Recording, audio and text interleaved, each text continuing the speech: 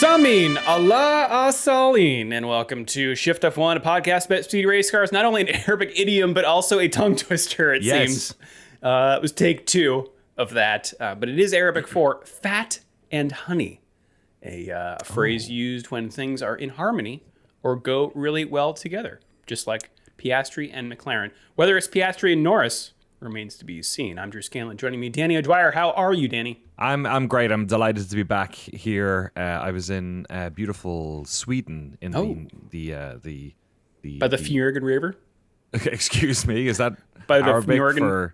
By the Fjord? Isn't that Norwegian or Swedish? I guess you are doing that. Yeah, I did have some delicious Swedish meatballs. They were like out of this world. I did tell the people we were with that the only meatballs I'd had before were in IKEA, and then they instantly brought me to the nicest meatball restaurant in town, and they were you know what though, they were so unbelievable, and I didn't ask, and I probably should have, because they didn't say what meat was in them. So they were so unbelievable that I was kind of thinking, did I just eat veal or like reindeer or something? A horse. Yeah, exactly. So who knows? Also joining us, Rob Zachney. How are you, Rob? Oh, thriving. Apparently the only one on today's podcast. Yeah, feeling a little under the weather myself. I'm jet lagged, and I also got a blood clot on the flight to Sweden.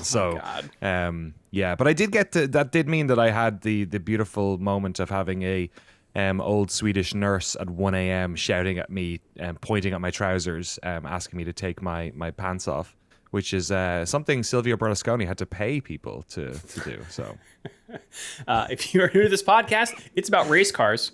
But we extend a very warm welcome to you. And if you are new to Formula One itself, we recommend listening to our preseason primer episode, which assumes no prior F1 or indeed any motorsport knowledge. And explains any knowledge how the at sport all. Works. We explain like society and English, breathing. yeah. It's really great. But if you'd like to get up to speed, so to speak, on how the sport works and who everybody is, you can go back and listen to that. It's episode 298. Also, this show would not be possible without our audience over at patreon.com/shiftf1, where every month we release ad-free versions of the podcast early, along with bonus podcasts and videos that are exclusively for our patrons. They cover racing documentaries and films, F1 video games, experiments with other racing series, and a lot of weird things. So if you would like to support the show and get access to all that fun stuff, head over to patreon.com/shiftf1 or click the link in the show notes. What's going on over in Patreon land this month, Danny? We are going to be finishing off our review of Drive to Survive Season 7, I want to say. 7? Yes. Probably, yeah. Episodes 6 through 10. Have you guys watched them yet? I think I heard Rob saying that he haven't. Maybe. Okay, yeah. Rob was... you guys were talking last week about that one episode where they got people to... Yeah. Have you seen that yet, Rob?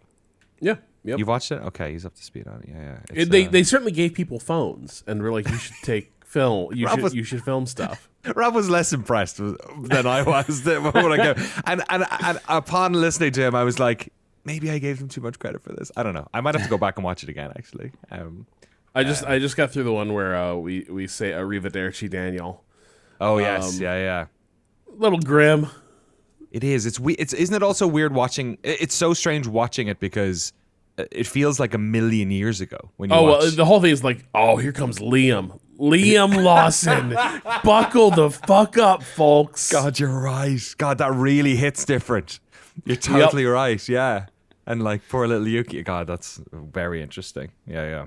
Well, we will be reviewing that. Episodes 1 to 5 we already reviewed on the Patreon last month, so you can go check that out whenever you want, along with dozens and dozens of other Patreon exclusive podcasts. And a massive thanks to our incredible title sponsors, Matt and Harmony, Deange, It's a Me, Ferrario, Get Rich, O'Die Ryan, Agave ATX, Cyclist Training, Turf SCS, at Team Blackjack. Ooh, Michael Maves is throwing some steam here. Michael Maves is now, Michael Maves hates cigarettes. That's interesting. We've never had that before. Wow. Somebody has directly interjected on somebody else. I like it. I don't know that I would want to pay money to let people know how uncool I am. You'll never be in a motorsport anime now. Yeah. Olivia Evans, telemetrydeck.com, FTC, Drew Stewart, Bailey Foote, Jason Chadwick, Abraham Getchell, Bunny Themed, Snigs, Alex Goucher, Max Faltar, Jeff Foster, Troy Stammer, William Ramph, Lachlan the Maddened Man, Samurai Love Story, and Jason Kelly. Thank you all so much for slapping your names on the good ship Shift F1, we're delighted to have you. I'm delighted to have you on this probably going to be entertaining podcast episode about an entertaining race. Certainly more so than Suzuka. Would you not agree? Absolutely, I would. Boy, that was a bit of a snoozer. Danny, you picked a good weekend to be in Sweden. Yeah. I was laughing a lot. I was like, how are they going to stretch this one out? This is an absolute nightmare. It was the worst kind of Suzuka race. And in fairness, this week's one was not very incident heavy, but it gave us a lot. This is kind of like an F1 fans race, I feel like. I could understand if somebody's new to the sport and they watched this one and they were like, it was okay. But I think if you're into strategy, this week was fun. Yeah, a lot going on here. Less like actual cars coming together incidents, but like a lot of stuff to watch. Which Suzuka's one stop just didn't basically allow for. So yeah. All right, well, let's get into it then and start with the grid for the Bahrain Grand Prix. On pole position for the second time, I believe, in his career, Oscar Piastri in the McLaren. Starting second would have been George Russell, but he and his teammate Andrea Kimi Antonelli both got a one-place penalty, which we've been seeing more of these days. The one-place grid penalty was rare, I think, but it's popping up. So they hot right now. Yeah, they headed into the pit lane while under a red flag. So there was a red flag in qualifying, and you're supposed to stay in your pit garage until there is a designated time for you to come out, and they didn't do that. So they each got a one-place penalty. So Russell will start third. Charles Leclerc will start second. Ferrari bringing some upgrades this weekend. Leclerc also and his teammate Lewis Hamilton, one of the few drivers who start on the medium tire, as opposed to everyone else on the softs.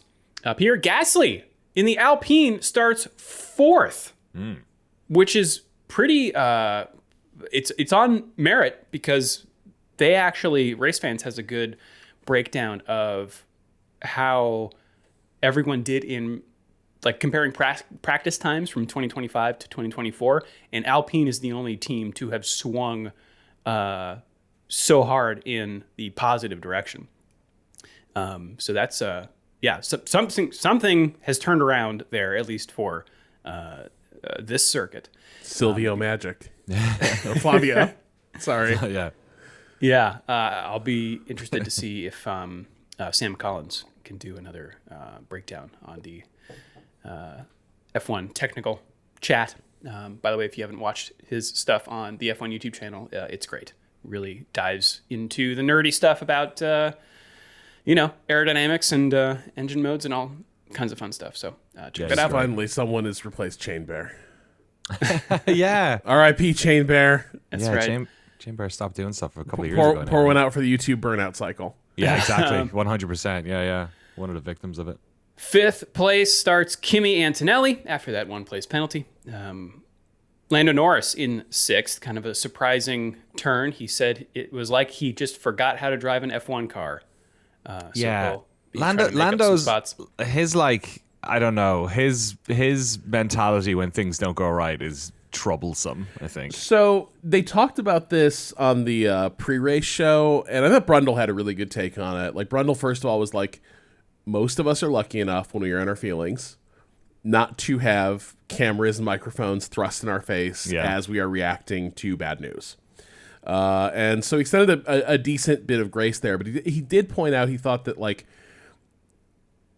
the trouble that this is going to cause Lando is that it does kind of signal to some of his competitors that, like, oh, this guy is crackable, right? That, like, you can get under his skin, you can rattle him.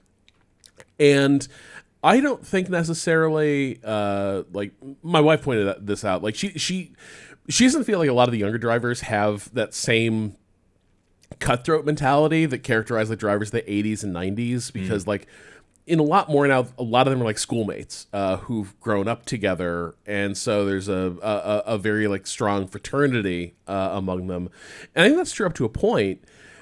But I do still think that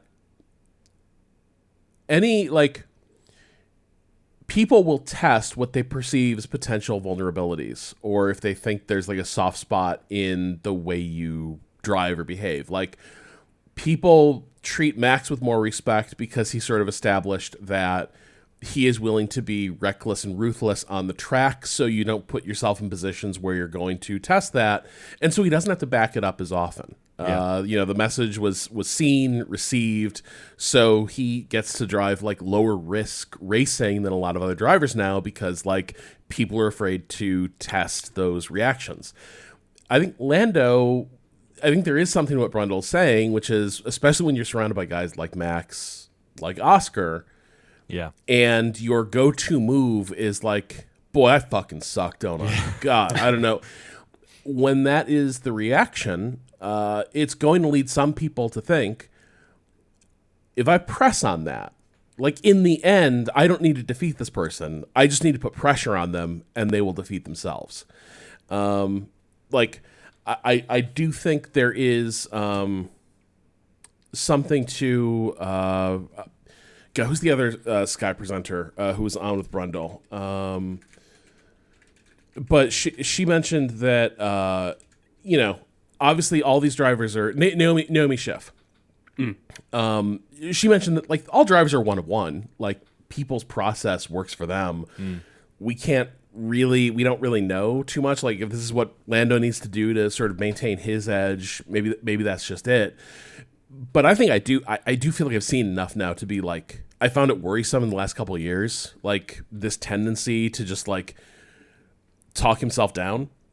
And I don't love it in a season where like, boy, it sure looks like he's going to be in a championship fight with the fucking Iceman. 100%. Yeah, exactly. His teammate doesn't have any of those issues. And also his teammate like didn't grow up in the fraternity, as you put it. Like he's from the Southern Hemisphere. He raced in Europe a bunch, I'm sure, but like he's a couple of years younger than these dudes. He's like, I remember seeing an interview with him last year where he was talking about getting to know the rest of the drivers, and it was like, well, like it's really hard because you've basically, outside of all your responsibilities on a race weekend, you've like an hour on maybe a Thursday and an hour on the Sunday where you're free. Like, so like you don't really get to know these people. And like you said, he's so cool, calm, and collected. And yeah, like I think we're all sort of like guys who appreciate men being vulnerable, and I think that's a good thing. I'm not a big fan of the total, locking out of feelings and all that, but like the degree to which Lando sort of falls on his sword is this early in what's going to be a hard season. I just don't like the mentality that I worry for him, because I'd love to see him win a championship. I worry for him that he's putting himself in a position of, if I don't, I will. The only way I won't win this championship is if I fuck up, which is like a toxic mentality to have. That is also, and that's why I don't know that I would say that it's vulnerability, right? There's also something like, there's something artificial about it. Like, you can't actually think you're this crap. This is clearly like you, like a defensive response, going through defensive and motivational. Right. But I think also, and this is obviously like, this is 100% projection, but I do feel like I've seen this pattern enough in my life with like, something that I've seen happen with a lot of high achievers in their early to mid 20s is shit that worked from like 15 to 25 stops working. And you have to find a different, like, for me, one of the things, like, fear motivated me to do a lot of things between like 15, like 23. Because I imagined a lot of consequences for like, oh, if I don't, like, the sky will fall in. But eventually you're just going to have to accept the sky's not going to fall in. Right. And when that doesn't happen, you're going to have to find something else to motivate you. Because you'll like reach for that fear and it just won't be there. Or if it actually is there, it will no longer motivate anything. It will motivate like a not a fight response. It'll motivate the flight response. And so I do think like Lando's in that window where like, if there were sort of a dysfunctional mechanism that has gotten him to be high achieving to this point, this is about where I would start to expect to see that stop working. And some of this, it's early days, but we were sort of wringing our hands about this like last year too. And I mean, go back and watch interviews with him 3 years ago. He's like a totally different happy chappy. You know what I mean? Like, I know COVID messed a lot of us up, and obviously, he was doing a lot of that streaming and stuff, and he was out there a lot, but it was very, very different. But he didn't have the pressure he has on, now, I guess. Yeah, interesting to contrast him and Charles Leclerc, who I think has also been pretty self-critical. Yeah, that's true. But it's just got I think, a little different flavor to it. Like, it's more, you can tell that Leclerc internalizes a lot, but I at least get the sense that he's going to use that to come back stronger. Norris, I don't get the second part of that. But what do I know? I just see him on Drive to Survive. 7th place, a name we haven't yet mentioned, Max Verstappen. That's where he will start. The Red Bull also not looking too hot in practice. And while we can't always extrapolate from practice, you can take broad strokes. And that car was not looking too hot. Carlos Sainz in 8th in his Williams. Lewis Hamilton, the other Ferrari, again on the mediums, will start 9th. And then the other Red Bull of Yuki Tsunoda in 10th.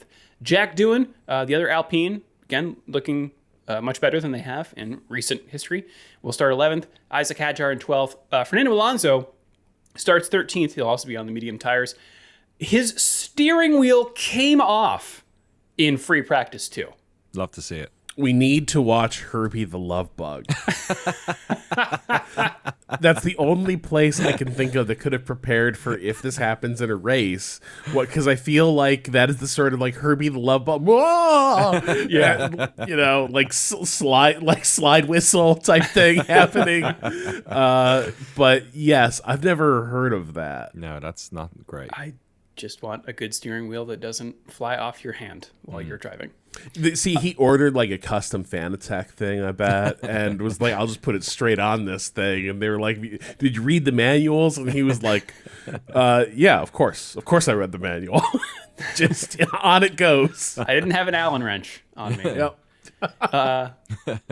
Esteban Ocon starts 14th. He crashed in Q2 after losing it on the exit.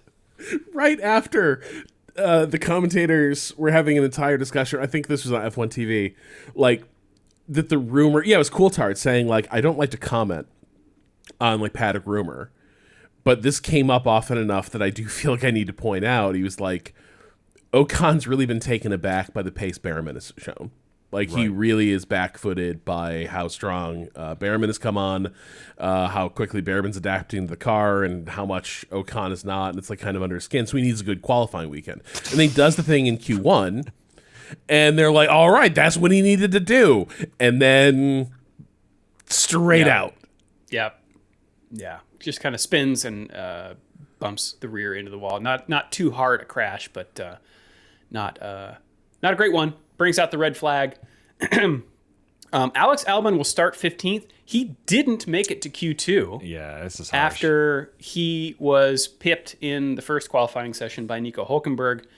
But way after that session was complete, Hülkenberg's time got deleted.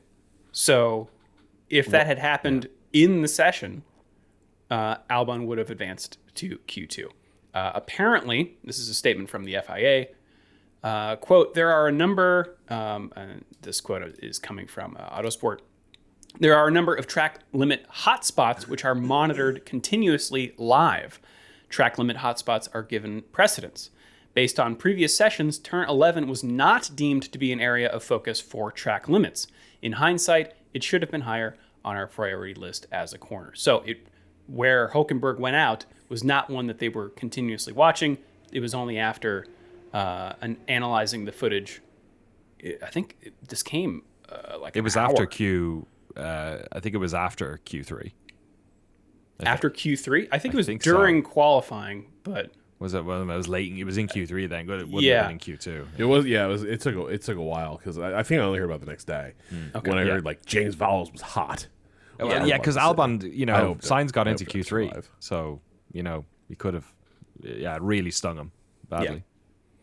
Yeah. Hülkenberg then will start 16th. Liam Lawson 17th. He had a DRS problem, which we will certainly be talking more about. Yeah. In Q2, which caused it to close immediately after it opened on the straight. So he credits that with not helping in qualifying. But better than doing last week with his DRS not closing. Well, That's there true. was something on the radio message, though, where they're explaining to Liam as he was going around. They're like, we're going to try to figure it out, what happened. And then I think the second radio message was, yeah, so it looks like it closed an error when we reduced throttle. And the commentators made it sound like it fucked up the power, the throttle mapping for the entire lap, because the way like the map works is it's like if I'm going if the lap timer is within this certain window and the power is in such and such place, I must be here on the track, and it adjusts like throttle mapping continuously. And because he didn't achieve the speed the throttle map was expecting, it kind of fucked up all the throttle map for the lap. Is kind of what I heard, but also it kind of sounded like he might have come off the throttle a little bit, which might have triggered the slot shutting.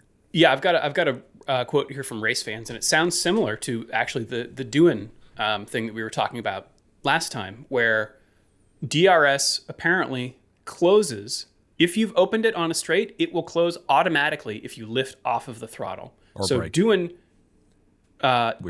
didn't lift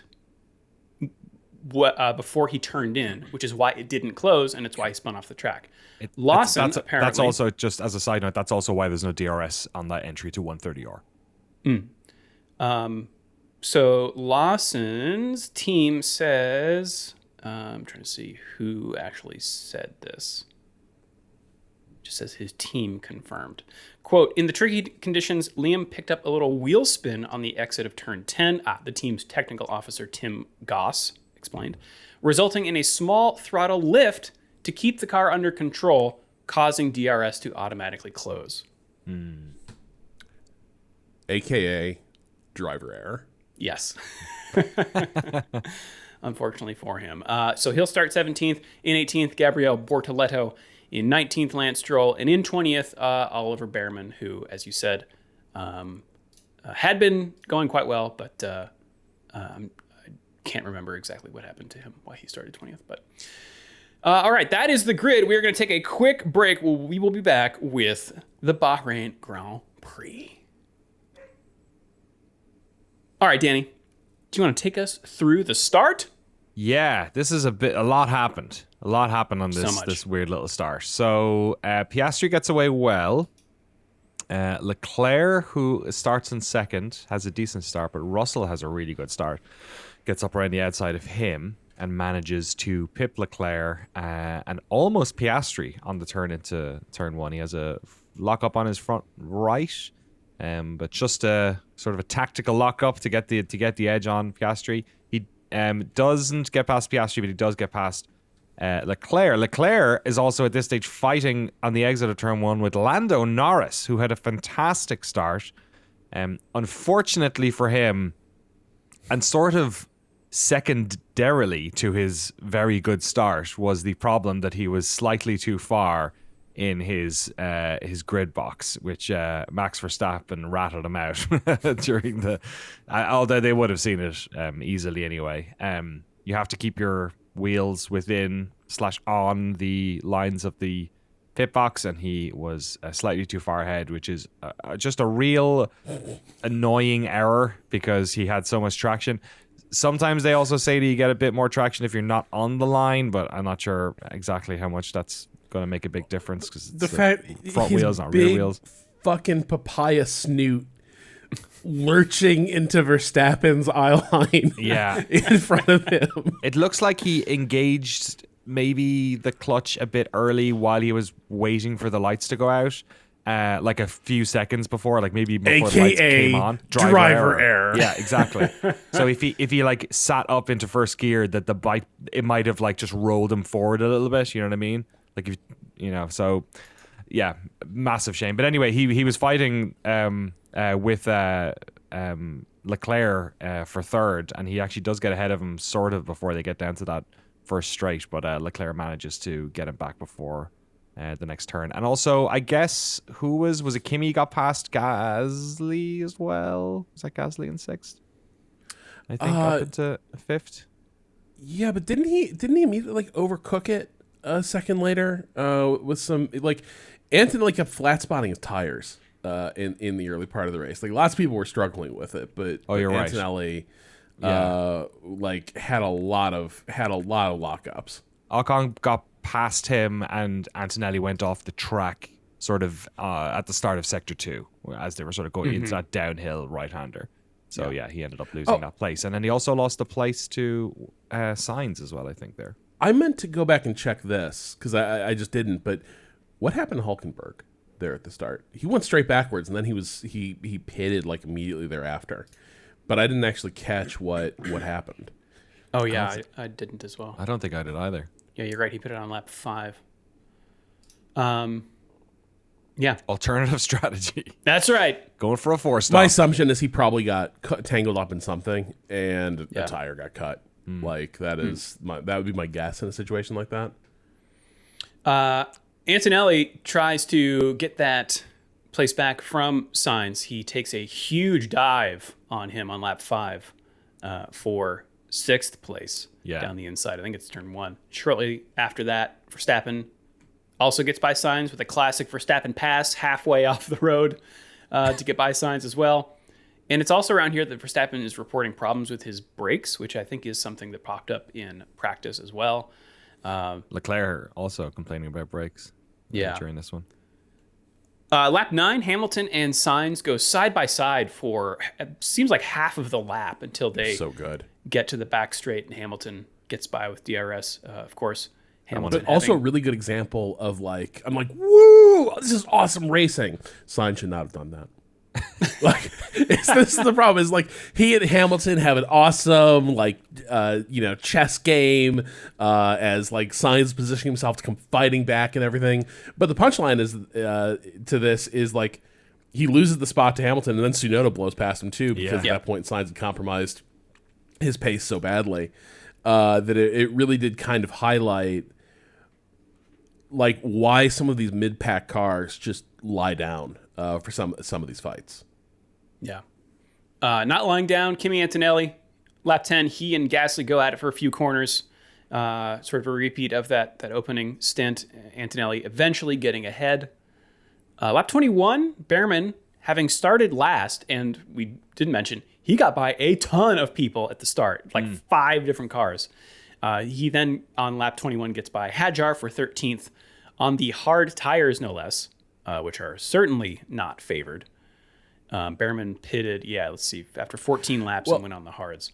This was one of the interesting things about this race is that like the first pit cycle started really early. Yeah. The softs went off fast. I was kind of surprised how many people started on the soft, just because like with the fuel weight, it seems like it'd be pretty punishing on tires. And I do think facts bore out that like if you could make the mediums work in that first stint, it would work well. But you had people early on in that cycle trying to, so lap 14, Red Bull brought in Yuki and Max, I think, around there. And Max went to hards at this stage of the race, I want to say. Yes, he did. Yeah, and 2 things happened. One is that they had a pit light issue. Oh, I forgot they did. He got delayed in the pit box because the light didn't give him the green to exit, so he held, thinking he wasn't being released, and then the light just never changed, and he just went. And then the same thing happened to Yuki. The pit box light was kind of busted, and immediately I had the thought, and naturally, it's always a little bit humbling when Ted Kravitz has the same. I like Ted quite a bit, actually. Like his interviews in the pre-race are great. Ted Kravitz is awesome. But I also feel like he has washed boomer energy, and so sometimes when he said what was in my heart, what I just said to MK, where he was like that. Bring back the lollipop man. That's never would have happened with the lollipop guy. I was like, damn, it wouldn't have. It's true. And if you're unfamiliar, that's the guy who literally just holds a sign that says "Don't go," and then I actually don't know what's maybe just one fewer person in the pit box, but like I actually don't know that the light's superior than a guy who's like eyeballing the lane. I think the thing that so there's definitely like a slight speed advantage because obviously the lights are tied to the pneumatic guns, but I also think there used to be way more errors on pit stops. There was obviously refueling going on as well. Yeah. Like I just think like the lollipop man was a safety net that pit stops in the 90s really needed because like they just seemed to be going fuel wrong. all over your driver was a risk. Yeah, there was a lot of stuff going. Whereas now they're so good. Like I think like pit stops in the past I feel like were a lot more harem scarum than they are now. It just looked cool though. This like flipping like around, snapping the lollipop over to indicate it's go time. Love it. But so like Max went on the hards. I think Lewis tried it as well a bit later in the race, but the hard sucked. Basically, was the lesson. I think Albin might have ended up on it too. When they were talking to Vowles, he was like, "I wish we weren't on this tire." Is what I will say about this tire. So it was not the highest deg race, which also meant that as it tends to mean, the hard didn't accomplish a great deal. You weren't getting pace in conjunction with that durability. You were just getting kind of a durable slow tire. So like the hard strategy kind of failed miserably. It was a kind of a challenging counter strategy. The other thing is Ferrari, as usual, has to kind of implore its drivers, or the drivers are imploring Ferrari to change pit strategy. Ferrari were constantly telling Leclerc, we're going to plan Bravo, and Leclerc was like, "You guys, please, plan Delta, And I don't know what Delta was, but I do think from how things panned out, Plan Bravo does not appear like it was the worst thing in the world. Yeah, and Plan Bravo was go to mediums, and I wonder if Delta was hards going to the end of the race, which probably would have been a race killer.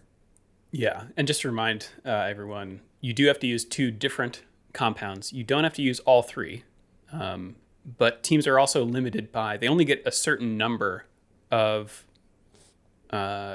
tires per compound for the use of the entire race weekend. So if you burned up some of your tires in qualifying or practice, you don't have those for the race. So when teams are considering tire strategy and what tire to go on, sometimes they just don't have a new set of another tire and have to make, say, the hards work. And tough to know. They don't really make that very apparent, certainly in the broadcast, but it is a factor.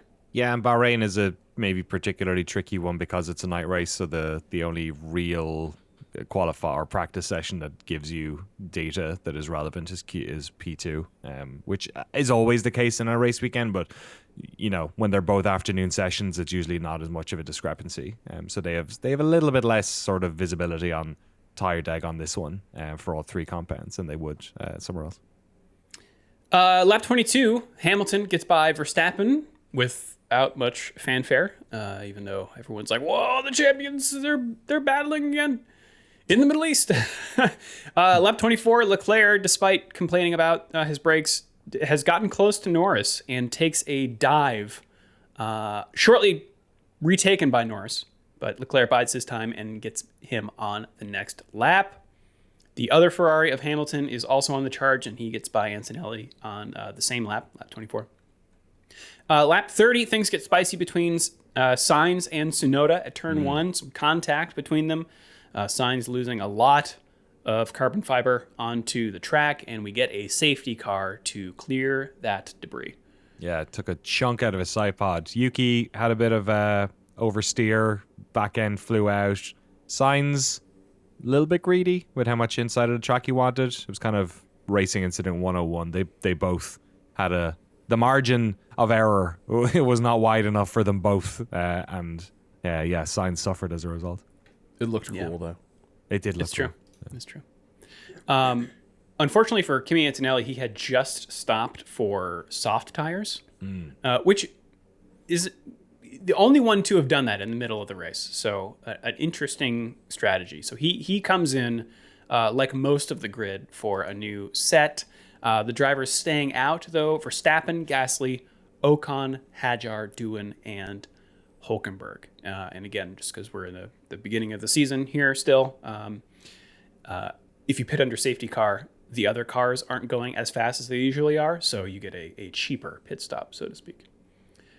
Danny, you want to take us through the restart on lap 35? Yeah, sure. I guess the main winner on this was Hamilton, because Norris and Leclerc were having a fight, for third place up the inside. Norris is trying to get past Leclerc. Leclerc keeps the position. Norris is sort of out of the ideal driving line. Hamilton is like, okay, you two have your fight over there. I'm just going to drive around the outside of turn one and get past Lando. And he did. And I'm trying to think what else happened. Did Ocon get past Gasly or something? There was a bit more action going on there. Yeah, like Sainz threw Antonelli off the track at some point in there. Yeah, so I think just because his car was having a rough time after that Tsunoda incident, for which Tsunoda did not get a penalty. He said that Sainz did, that the car was terrible, and almost took Antonelli off the road. Sainz retired on lap 45 from the damage. He also got a penalty for the Antonelli thing, right? He did, yes. And interestingly, he was issued, I think, a 10-second penalty, and after the race, the stewards said that because he hadn't served that penalty, he was going to get a grid drop for the next race. But then the team was like, we did serve it. Oh. And sure enough, I wondered about he retired. Too. When did they serve it? Like when he retired, you can't serve it and then box. Sorry, you can't serve it and then pull the car into the garage. That doesn't. You got to go out. Right. I think they put him on a set of softs, did one lap, and then retired. Oh, funny. Okay. Yeah. Okay. Yeah. Yeah.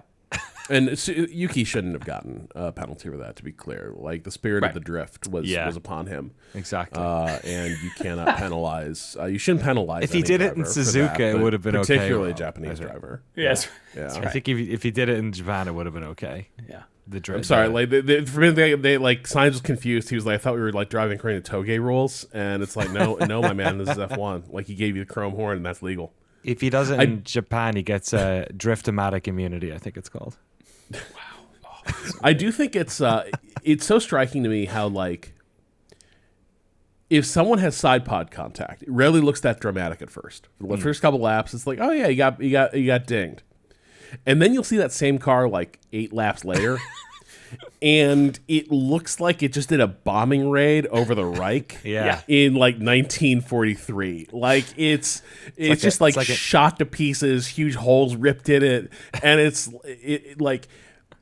really does reflect, like, once you breach the skin on those side skirts, the whole thing's going to start just just shaving apart under the stress of driving. Yeah. The aero as well probably just like directs all this hot, fast air straight and just tears it asunder. Yeah, it looks like an Easter egg halfway through Easter Sunday. Hey, it's Easter Sunday this weekend. Thematic. Hey.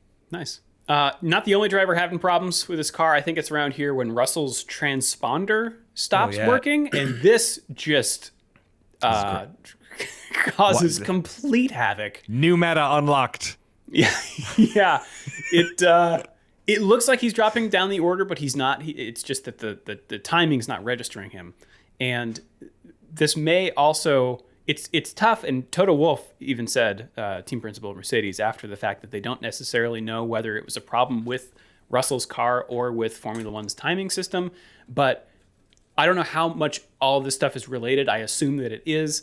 This also means that he has issues with DRS because, as we know, that's governed by the gap to the car ahead. Yeah.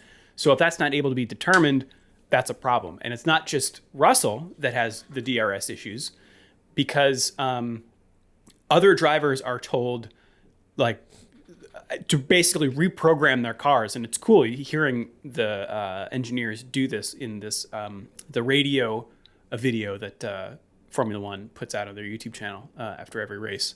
I'll link that in the show notes. But they basically say, like, you have to go to manual mode for DRS.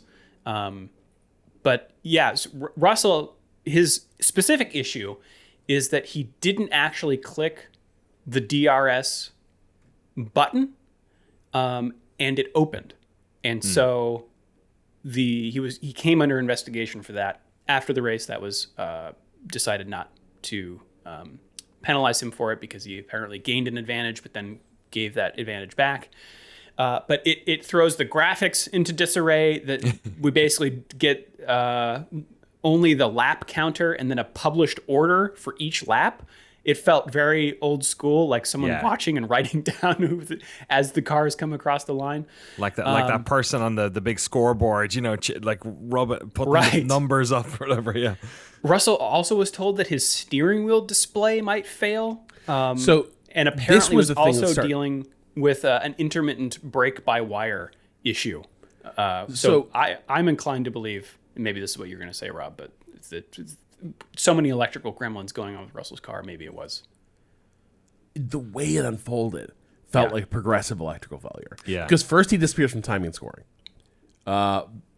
Then he disappears from the track map. Like that held together for a while longer. Stealth mode.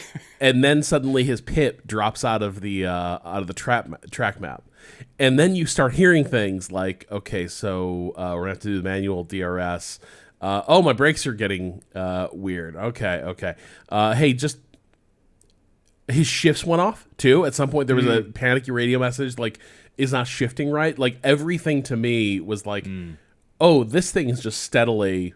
Check engine light comes on. Yeah, they were like, oh, don't worry about it. And I'm like, I think at some point they're going to have to worry about it because, and maybe they got lucky. The race just ended. But it felt to me like sort of a cascading series of electronics failures.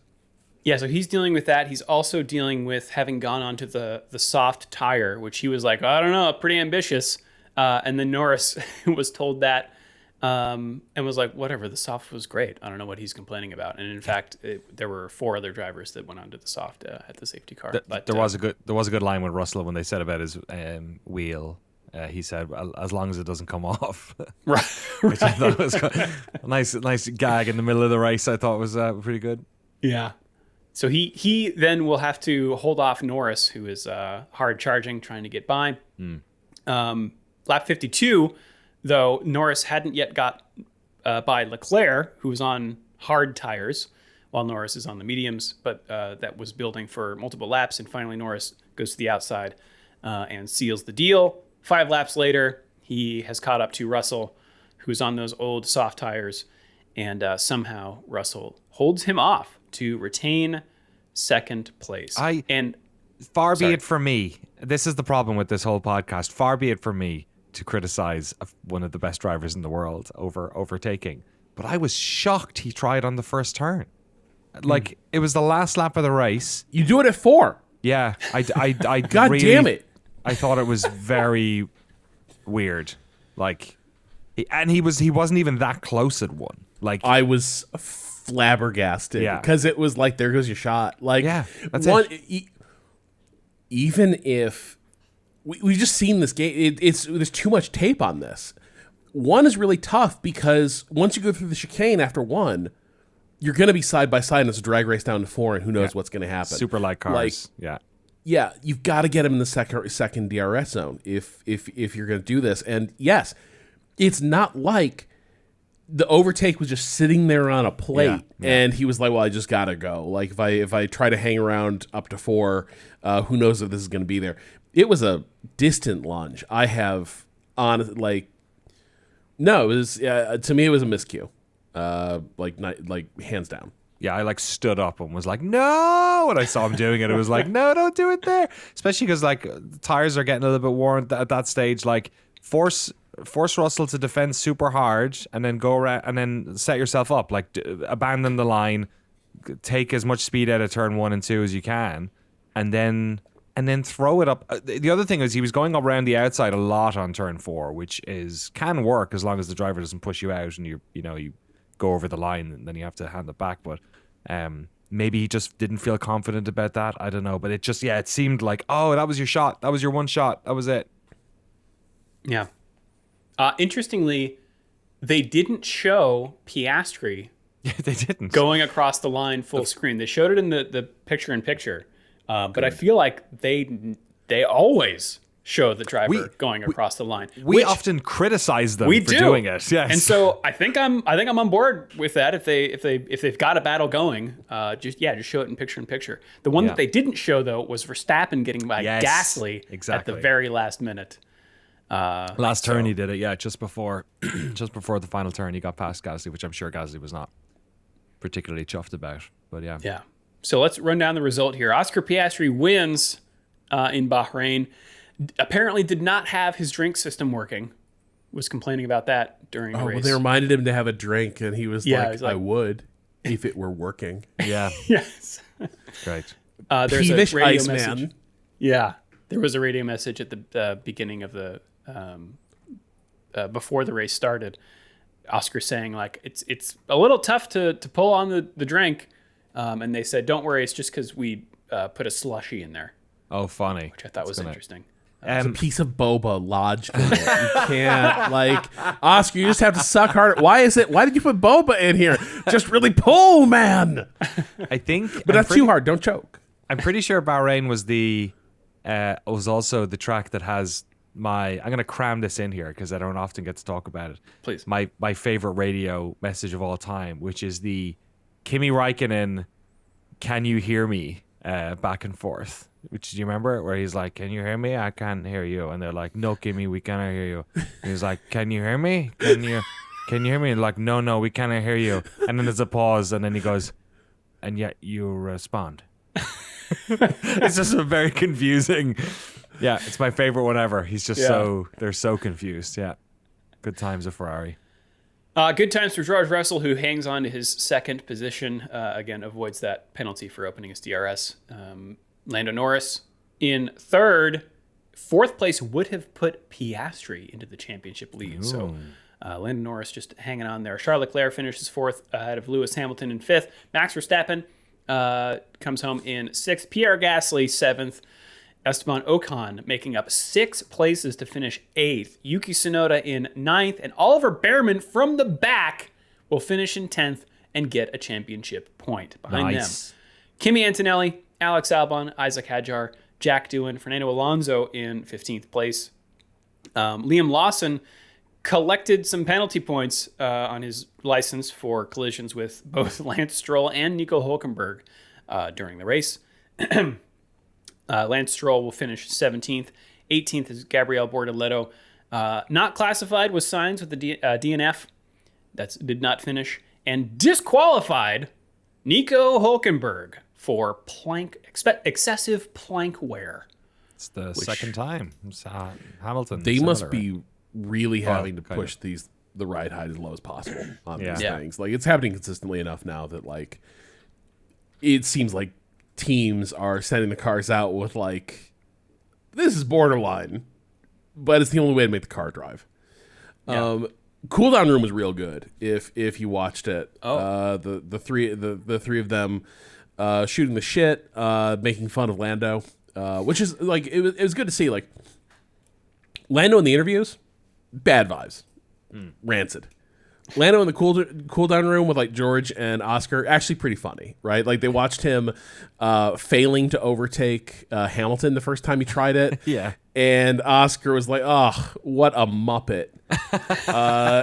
When he finally got the move done, they were like, "Oh, yay, there you did it." Little golf claps. That's great. That's great. When they showed the attempt to overtake into one on Russell, and Russell boxes him out through the chicane, Lando looks at him like, "You were just going to run me off, weren't you?" And Russell was like, "No, mate. Loads of room. Loads of space." It was good. Nice. Fun times. I do think, for me, one question is because front running is so important this season in this race. Yeah. If Merck hadn't sent Russell and Antonelli out at the wrong moment, and they don't lose that grid spot, is there a chance this is a race win? Maybe. The McLaren pace is pretty good, but it's not like they completely ran away with it. I don't know. Oscar, he had eked out, I think, a pretty good lead by the time the safety car came out. But that's because he's racing clean air. You know what I mean? It's like... Yeah. I do think Mercedes is kind of a dark horse at this point.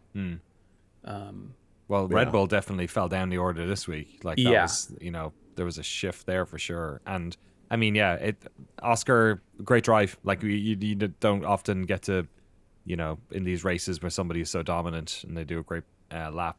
Oftentimes, there's no moment to shout them out, and this was the case here, but he managed the race really well, and, was deserved winner. Yeah.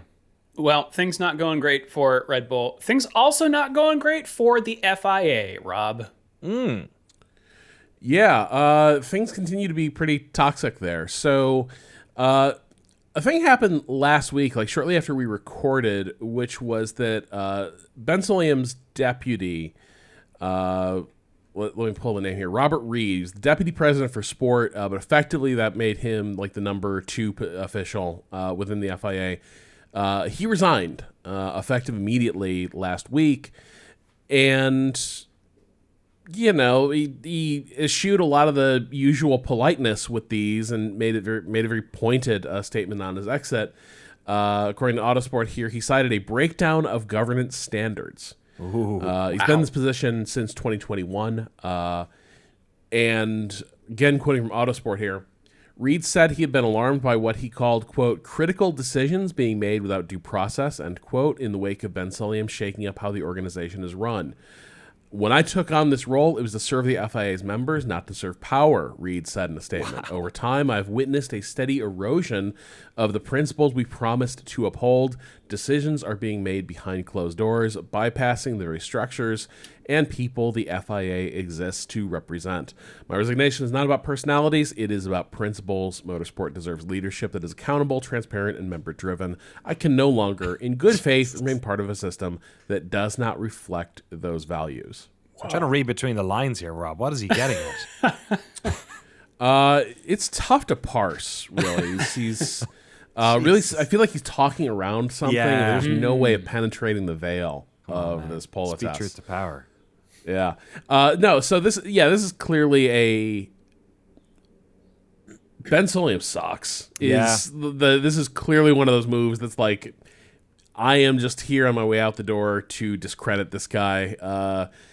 And there was someone else who was associated with the FIA. Natalie Reed was the FIA CEO. I don't know what that means necessarily in relation to the president, but she also, people asked her why she resigned like last year after Reed left, after Reed made that statement I just read.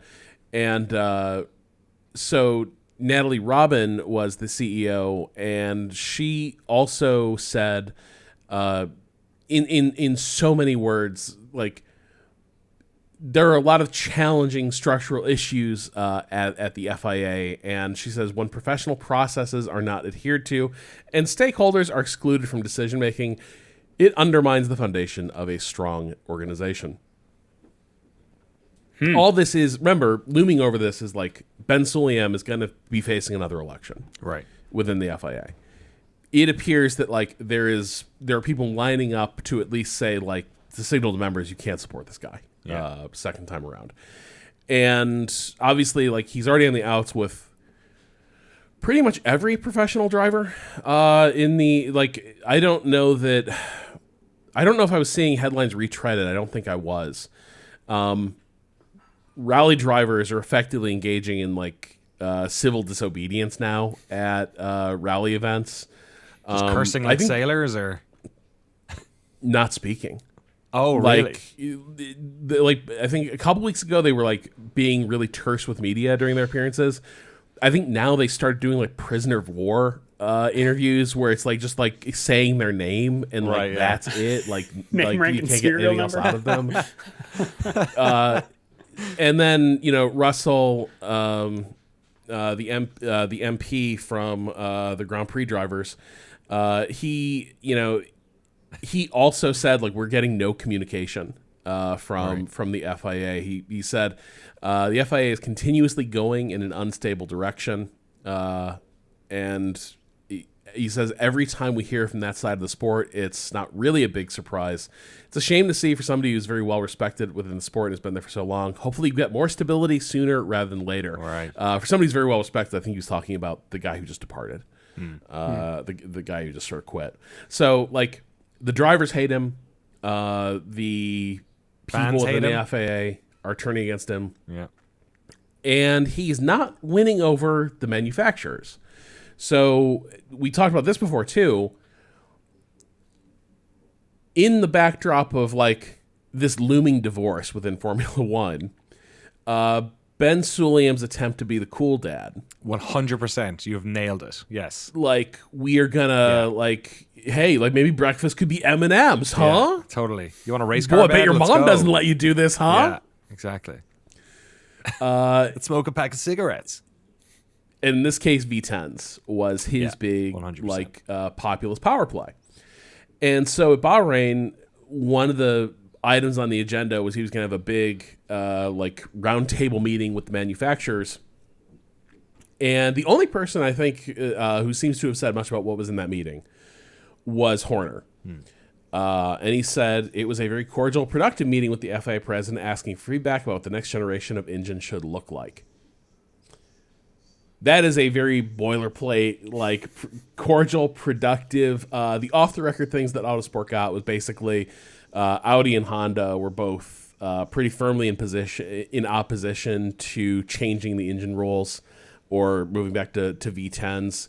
Nobody is cited as being on board with it. Like, they're like, I gotta believe if someone at Bahrain from the manufacturer side had been like, "Fuck yeah, let's bring back the V10s," that would have made these stories.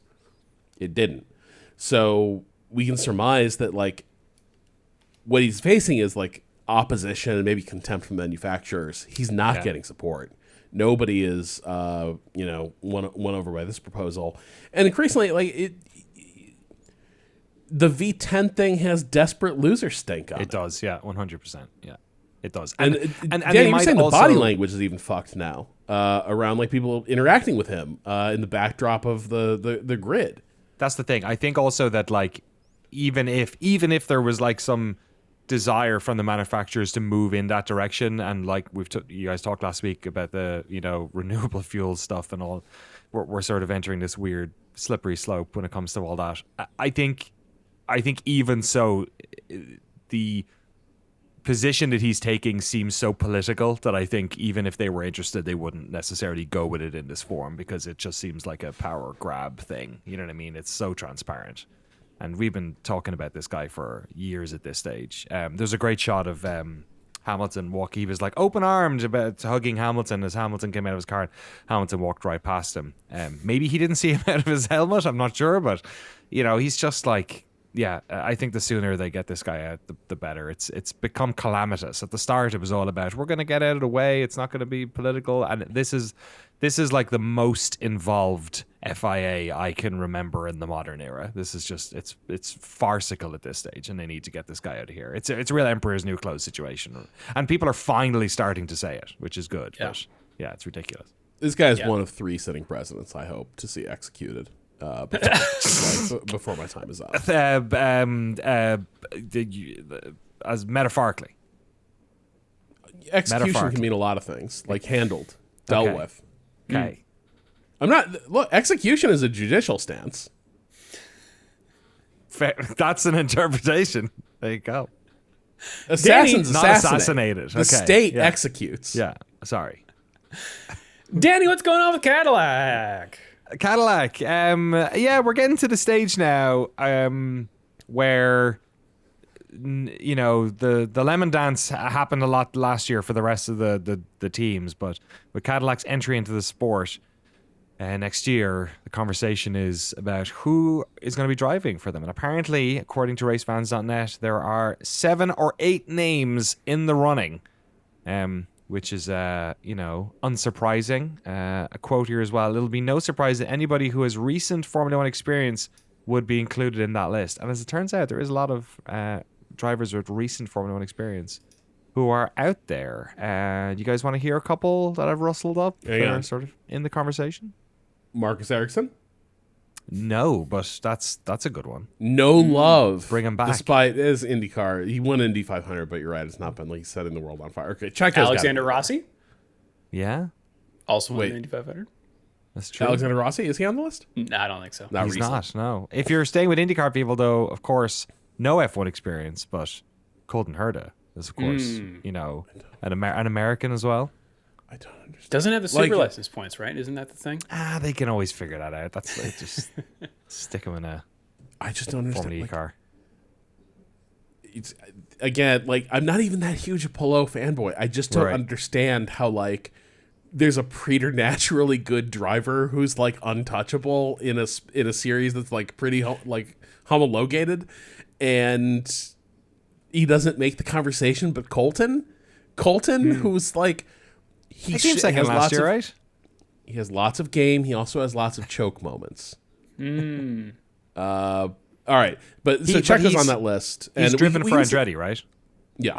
So I think that's the connection. There's a connection there, right? We can safely say also, like, Checo's stock has to have gone up, given that we now kind of know that, well, that car's kind of a bastard. Liam Lawson, Checo owes Liam Lawson a Christmas present, I think. Thanks for eating shit so hard that they had to give you the hook, like, immediately.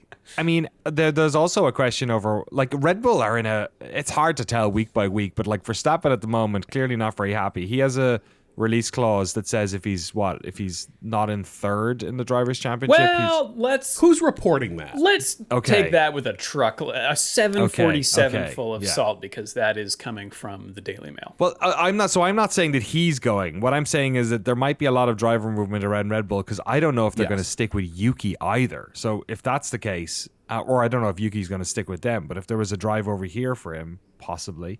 And then, of course, you've got the sort of the stake. The stake castaways with Bottas and Zhou as well, possibly being Ricardo an option. Ricardo's a good shout. Yeah, you could. I mean, any other names that we haven't? Pastor Maldonado. Seb? How much they need that Venezuelan oil money? Seb, you think? I don't know. That would be that'd be a stretch. It'd be a good stretch, but it'd be fun. Bring him back. Logan Sargent. Put an American in that car. With F1 experience. I can't relate Nick to the DeVries. sport unless someone is racing under the proud stars and stripes. Yeah. We'll have to wait and see. There's a bunch of them out there, though. Well, let's wait and see about Saudi Arabia, Danny. Okay. Let's I've do seen it. enough. The Jeddah Corniche circuit. Rob's made up his mind. Well, they keep adding tracks in the Middle East for some reason. I don't quite get it, but we just keep going back. And at nighttime, because it's too warm.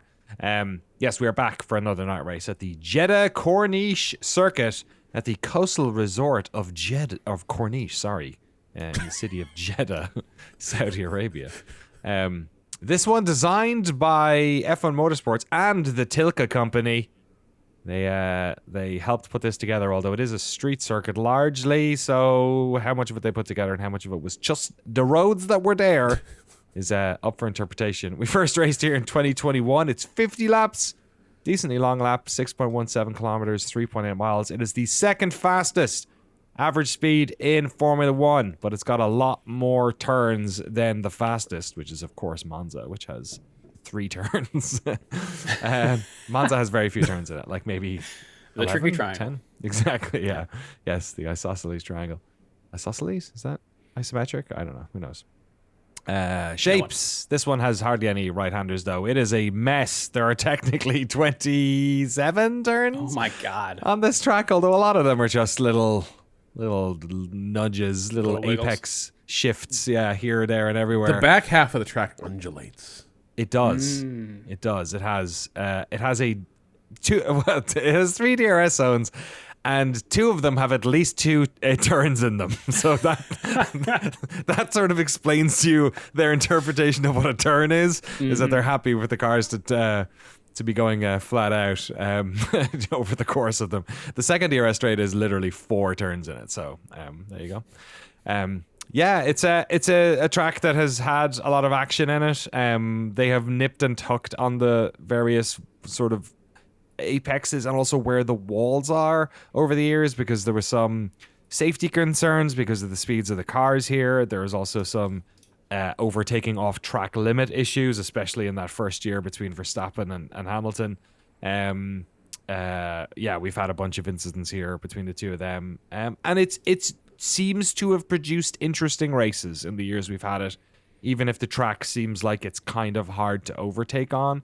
Turn one gets a lot of the action. I think that's where most of it goes on, but it's a fast track. It's one that we've sort of gotten more used to. When it initially came out, there was definitely a lot of sort of fears with regard to the speed in a street circuit formation. It is Death Star trench run, the track. It is, and thankfully we've not had a bad crash here, but it always feels like we could. Yeah. So it's kind of one that I enjoy, but there's a decent amount of me that's a little bit nervous during the weekend. It does feel like a layout where like eventually something really bad is going to happen. Yes, exactly. And then everyone's going to be like, yeah. Well, wait, how did we even, like, what were we thinking? Like, this accident was kind of inevitable. Yeah. And maybe they profiled things in a way that's, like, super, super smart. But for me, like, the back sector in particular, we talked about, like, the scariest thing is if a wreck happens and someone is redirected into the flow of traffic, as was the case at the top of, Radion. Yeah. That is when the crash structure of a car is kind of beyond its limits, and then it's just kind of at the the mercy of the gods. There's a lot of blind corners here as well. That is the thing that worries me about this track. I've warmed up to it. It is kind of cool. Like you're seeing the cars at their sort of most agile under those series of like high speed switchbacks, but also like I look at it and I'm like, I just don't understand, especially in phases of the race where the field isn't super spread out. I don't understand like how it isn't super risky here with the bad sight lines and some of these like really fast swooping sectors where if someone like touches one wall, I gotta believe they're gonna get spun across the track into the other and then probably back out into the middle of the track, and that just worries me. Yeah, the place where Sector 2 and 3 reconnect is a very high speed in between two DRSs with a blind left-hander, and there is a bit of runoff on the outside there, but yeah, there was a constant fear that would be the place where somebody could easily get pushed off. Yellow flags don't come out fast enough, it can easily happen, and then, yeah, as Rob said, you have car-on-car action with one car static is basically the nightmare scenario. We've not had an F1 for quite a while, but we see it in we saw it in F2, we see it in other racing series, and it's catastrophic. So yeah, that's the fear here for sure. Relatively high DNF rate, average of 2.8 DNFs in the last 5 races. The last, or I guess we've only raced her 4 times. The last 4 winners. Most recently, Max Verstappen, then Sergio Perez, Max Verstappen, and Lewis Hamilton. Red Bull typically goes pretty well here. Mercedes, all right. Not one of Ferrari's better tracks, it seems. Haas has done pretty well here. And Racing Bulls, again, not one of their better tracks. Also kind of despite the finish, Lewis Hamilton has ultimately not finished that great here, nor has either of the 2 McLaren drivers or Yuki Tsunoda. So that's what to look for in terms of finishing. I've rated this race. Let's see. I don't have a rating for 2023, but 24 I rated a 2. 22 I rated a 3, and 21 I rated a 4. That was the one where Verstappen and Hamilton collided when Verstappen was trying to give him a place back. Boy, the 21 season was just out of control. I like this track. It's intense. It looks to me just visually like a bobby pin or a hairpin. It's like got the loop at one end and a bunch of squiggles. Weather-wise, we are looking at bobby pin. We're looking pretty warm at race time, local time at 8 p.m., qualifying and race time. 86 degrees Fahrenheit or 30 Celsius, climbing a few degrees for race day. 0 precipitation across the race weekend. and just light wind on qualifying day and race day. So warm, not a lot of wind, and no precip. As we head into the Bahrain Grand Prix, the Drivers' Championship, looks like this. Lando Norris still on top with 77 points, just 3 ahead of Oscar Piastri, who moves into second. Max Verstappen drops to third. He is 5 points clear of Piastri. Then we drop another 6 points to Russell in fourth. A big gap down, 31 points down to Charles Leclerc in fifth, who moves up a spot. Antonelli jumps down to sixth. He is 2 points behind Leclerc. Hamilton 5 points behind Antonelli. Albon is 7 points behind Hamilton in eighth. Then we've got 4 points down to Ocon and another 4 points down to Stroll in 10th. Pierre Gasly has jumped 5 positions with his finish at Bahrain. He's now in 11th place with 6 points, tied on points with Hülkenberg and Behrman. Sonoda is in 14th with a total of 5 points. Isaac Hadjar is in 15th with 4. Sainz is in 16th with 1, and then Alonso, Lawson, Doohan, and Bortoleto all have 0. In the Constructors' Championship, McLaren is on top with 151 points, 58 points ahead of Mercedes, who themselves are 22 points ahead of Red Bull, who are in third. Then a jump down to Ferrari, 14 points in fourth. Who are themselves 37 points ahead of Haas in fifth, who have jumped up into that position after Bahrain. Williams is in sixth with 19 points, 1 point clear of Haas. 9 points ahead of Aston Martin, who are 3 points ahead of Racing Bulls, who are 1 point ahead of Alpine and Sauber, who are tied with 6. All right. Also, let me know, folks, how that... me reading down all those positions and numbers go. I'm trying to do the gaps rather than just like, they've got this many points, they've got this many points, to make it a little more comprehensible. So let me know how that's sounding to everyone. If you'd like to join the standings yourself, you can do so with the official Shift+F1 Fantasy League. Yes, F1 has fantasy sports. So you can join our link. You can join our league using the link in the show notes. From the Bahrain round, it's a packed podium. We've got a 1, 2, 3, 4, 5-way tie for third between Caramel Drizzle, Vanilla Drizzle, both teams owned by Juan. Tire Delta, Full Sendo. What is this? Full Sendo. That's Tsendo. Maximum Power. And One True Kimmy. Those are all in third place. In second place, Tire Compound Butter. And in first, McHassan. But overall, the standings look like this. In third, Hondo O'Norris. In second, Anui Day. Nice. And in first, Uncle Gene's Haas Beans. And just like to point out, my team, Rhymes with Orange, is in eighth overall. This is the best I've ever done. It's the only way is down now. That's right. Enjoy it while it lasts. All right. Well, you can also send us an email if you like, shiftf1podcast@gmail.com or f1.cool/emails. You can also hit us up on the socials using the link in the show notes. That is us around the internet. Do you want to take it around the world, Denny? Let's race around the world. Yeah. A lot of stuff going on this weekend. We've got the Craftsman trucks. They're at the Rockingham Speedway in North Carolina for the Black's Tire 200. Also got the NASCAR Xfinity Series. Same place for the North Carolina Education Lottery 250 presented by Black's Tire. Is that how the Trump administration's doing it? You have to buy a ticket, is it? So you got education? Cool. That's education. Right. The education lottery. You gonna be a dumbass your life or buy a ticket? Formula 2 is supporting F1 in Jeddah. We've got Super Formula at the now called the Mobility Resort Motegi. No. Yeah. Which is for life. Haga District, Tochigi Prefecture. Ooh. The World Endurance Championship is at Imola for the 6 hours of Imola. That's how long it takes to get out of the car park, I think. Gosh, we do not have NASCAR. Incredible. Or the Cup Series, at least. But Formula One is this weekend. Maybe you've heard of it. Friday, the 18th, Free Practice 1 kicks off at 9:30 a.m. Eastern Time on ESPN2, followed by Free Practice 2 at 1 p.m., also on ESPN2. Saturday, April 19th, 9:30 a.m. Is Free Practice 3 on ESPN2.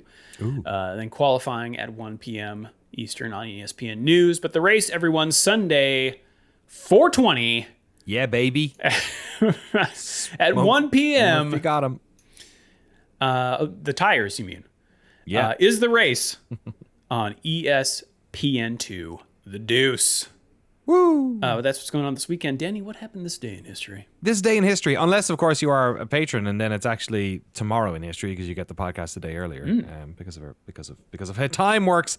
On this day in days of yore, April 16th, since the early part of the decade, as the influence of the car manufacturers in F1 increased, they have been demanding a greater share of the profits of the series that the series makes. So frustrated were they by Bernie Ecclestone's efforts to deny them this, that they threatened to set up a rival series and pull out of F1. Today in 2002, it seemed like Bernie and his bankers realized they might have to make some concessions and offered the manufacturers a 30% stake in Slek, the company that controls the sports commercials rights.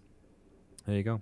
It really was the end of an era for McLaren today in 2009 as Ron Dennis, the boss of the team since 81, announced that he was ending his involvement in the F1 team entirely to concentrate on the road car business. He said, "I'll admit I'm not always an easy one to get on with. I admit I've always fought hard for McLaren in Formula One." There you go. Hey, bit of a snooze fest, but at least everyone got through it. It's true. All right, final thoughts, Danny, ahead of Saudi Arabia. Saudi Arabia. First triple header of the year, folks. Woo! You can breathe after this one. Maybe we'll even get some emails in eventually. Yeah, I'm excited for it. It's a fun race. Hope it's a safe race. And hope Mohammed bin Salem, who is probably going to be out there acting a real bollocks, I hope there's some funny things to talk about with him on next week's podcast. Maybe somebody does the thing where they go to shake his hand and then go, meh, and stick their finger up to their nose and stick their tongue out. Maybe, that's my hope. That'd be fun. Rob, final thoughts. So I guess I admit I'm kind of curious with Max being so like kind of, this championship's cooked. we're not in this. I am kind of curious if we're going to see him just at a certain point be like, I'm taking paternity leave and just jetting from a portion of the season. Because he always seems like a guy who's like this close to pulling the pin. Right. Like, fuck this bullshit, I'm out.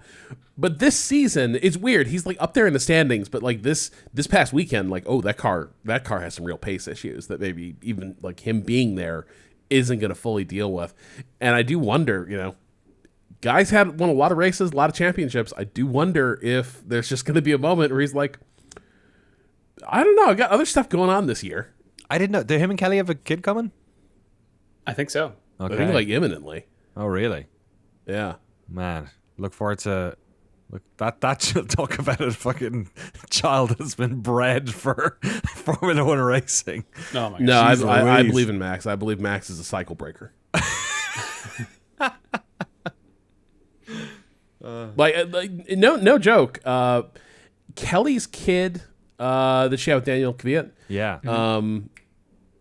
frequently like pops up in the background of his streams. Like there's a lot of evidence that like one of the more likable things about Max Verstappen is that he appears to be like a world-class stepdad. Yeah, all I think about every time I see her pop up in the background of his is just like that shot of Kvyat with the bottle of vodka on Christmas Day on his own. Do you remember that? Yes. Oh yeah. Just like this is so grim. Oh. Yeah, not the best look. No, but they do seem to get on, which is yeah. So as much as you can with your dad who's gone half the year. You know what I mean? Yeah. Like, he's like it must be a weird sport to have kids because you're just like constantly on the road. I gotta believe everything about the sport looks weird. Like, this will be stuff that comes up in Drive to Survive because I think it hit me like with how long the season is, how much of your time you spend in this weird bubble. Yeah. And Like, then you go to countries, but you don't see them. And they don't even get to, you never see the countries. And you also don't apparently get to hang out with the other drivers all that much. No. Like, you're just like doing your thing. You're like preparing for a prize fight every weekend. You know what I mean? You've got this regimented, It's very strange.